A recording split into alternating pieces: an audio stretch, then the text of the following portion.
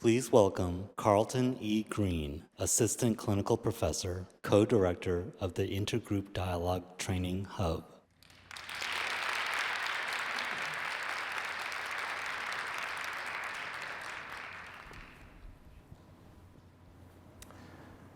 Have you ever known that something was wrong in your department, but couldn't quite name what you were feeling? Have you ever observed an educator or an administrator freeze in front of a classroom or a team? Have you ever been so embarrassed by a misstep that you couldn't participate in a really important relationship? I was consulting with the University Counseling Center. I'd been brought in after a racial misstep by the director, a white woman who had made a racist comment that was really harmful and hurtful to a black woman staff psychologist on her team. The staff was buzzing. Closed-door conversations were multiplying. Trust was eroding. Quietly, some people were considering leaving. The director knew something was wrong. She could understand some of the racial dynamics. She could talk a little bit about diversity and inclusion. But in meetings with her team, when they tried to process what happened, she would freeze like a deer in headlights, just glazed over. She listened, but something was stuck. So in our third one-on-one coaching session, I decided to take a risk. And I simply asked her, might you have felt humiliated when it happened? Her eyes widened. She said, yes, that's exactly how I felt. And I've never talked about that with another person. Humiliation. She felt leveled, unmoored, stripped of her footing as a leader. And because she couldn't name it, she couldn't participate in the repair. Intellectual understanding of the dynamics was not enough. What was missing was emotional courage. Now, this isn't just about one university counseling center. It's not about one white woman, and it's not about one black woman staff psychologist. It's about education. Because in classrooms, in faculty meetings, in dean's offices, in student organizations, unprocessed, unacknowledged emotion will derail learning and it will disrupt relationships. And because our institutions are filled with humans, they are filled with emotions. Excitement, joy, hurt, frustration, sadness, pride. And what we know is that sometimes they're unspoken. Some are spoken, some get expressed. And what we also know is that frequently we really valorize intellectual precision. We will really uphold objectivity while we silently devalue emotional literacy.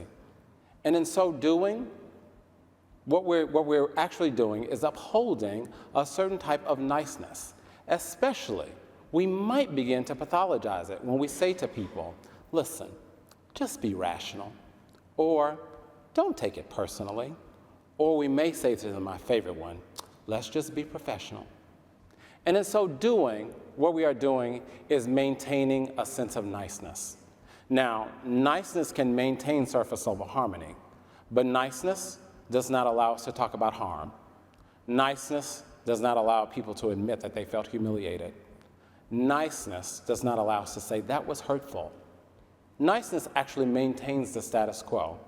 And in this instance, the status quo is about how it is that higher education is built on a white supremacist, patriarchal frame that values certainty and control and emotional detachment.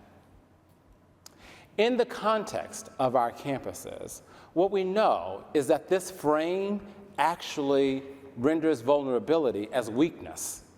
This frame teaches us that to be emotionally expressive means that maybe you're unstable, or worse, that you are practicing incivility, especially if you hold certain identities in higher education, right? So, our campuses are filled with unexpressed emotions.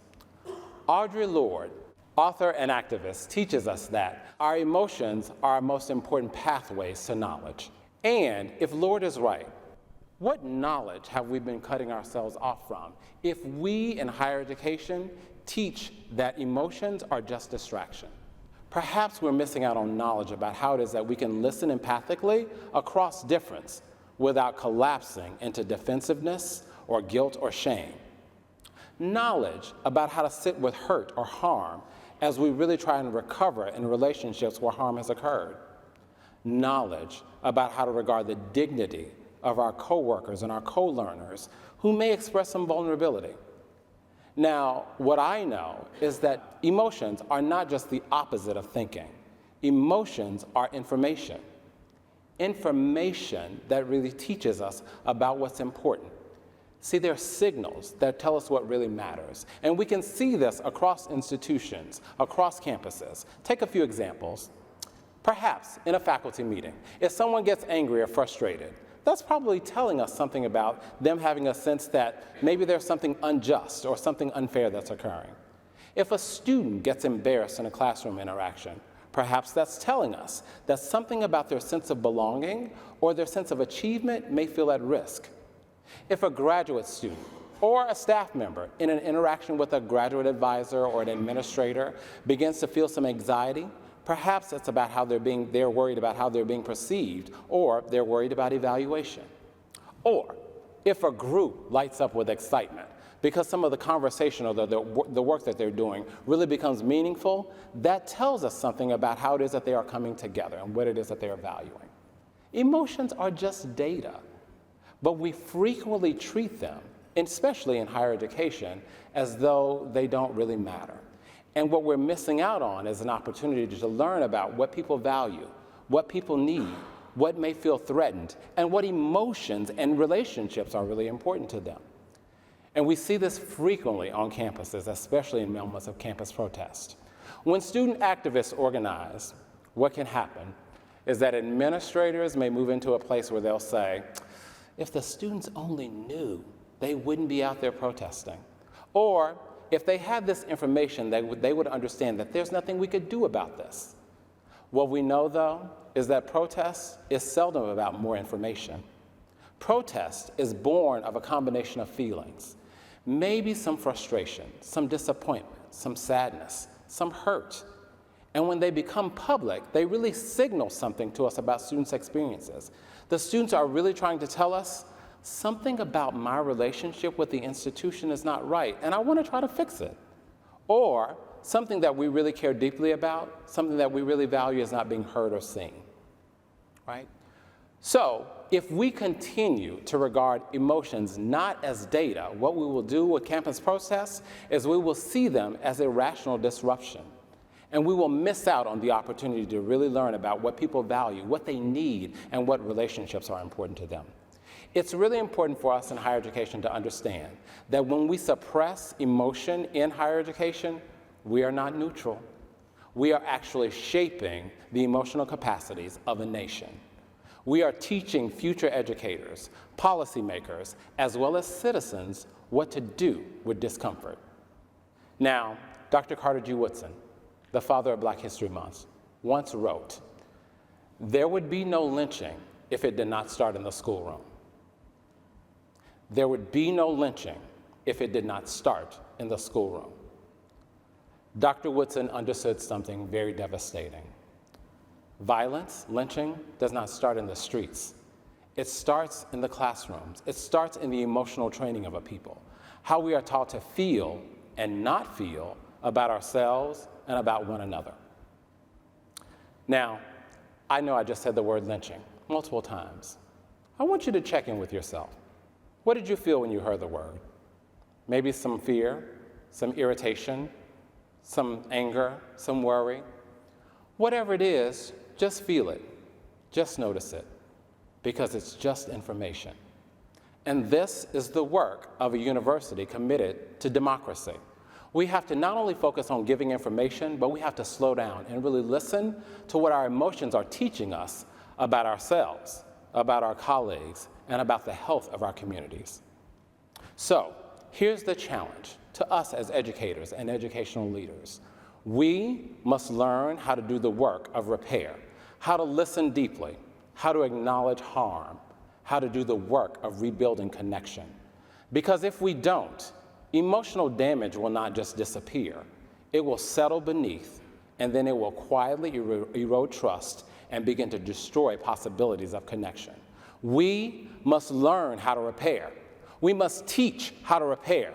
We must lead how to repair. When rupture occurs, don't just retreat into analysis alone. Don't rush past discomfort, and don't just nestle into niceness. We have to really learn how to feel our feelings. We have to name the emotions, stay present, model vulnerability, and be accountable. And contrary to popular belief, these are not soft skills. These are democratic skills. We must be about the business of teaching our students that when they want to retreat, when it would be just easy, we have to help them understand how to sit with harm, how to recover from rupture, and how to rebuild trust. Why? Because we build connection through feeling. We build community through feeling. We build democracy through feeling. And if we are to practice and to really cultivate emotional courage in the context of higher education, when we teach students how to do this work, what we must recognize is that this is not an add-on to education. This is preparation for a democratic life. So if we practice relational courage, if we practice emotional courage, we will not only change our campus climates, we will actually strengthen the very foundation upon which democracy stands. Thank you.